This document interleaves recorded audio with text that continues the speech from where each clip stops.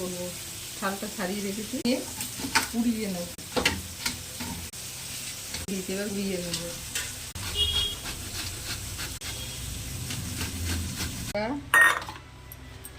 টমেটোটা পেস্ট করে নেব, বাদাম মিডিয়াম কড়াই দিতে হবে সর্ষের তেল, কালো জিরে, একটা শুকনো লঙ্কা ফোড়নে দিয়ে বাদাম লঙ্কা পেস্টটা দিয়ে দেবো, পেস্ট করে নেব।